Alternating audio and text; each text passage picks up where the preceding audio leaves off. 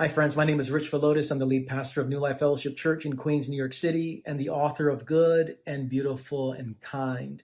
The verse of the day is found in Ephesians 4:32. This is what it says.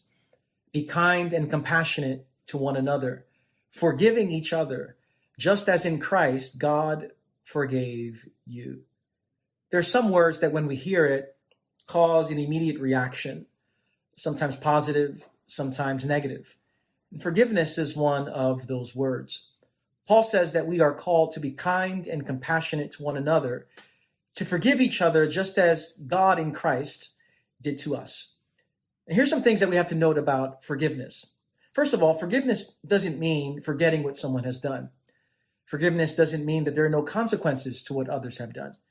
Forgiveness doesn't mean that we don't feel the pain of grief. Forgiveness doesn't mean that there's a reconciliation of relationship necessarily. Forgiveness doesn't mean that things will always be like they once were before.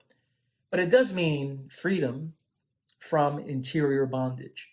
You see, holding unforgiveness, as someone has said, is like drinking poison and waiting for the other person to die.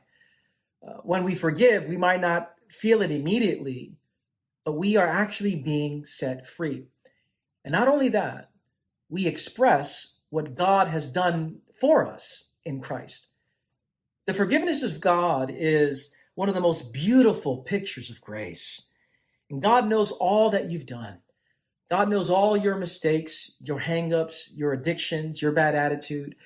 And yet in Christ, God has forgiven you.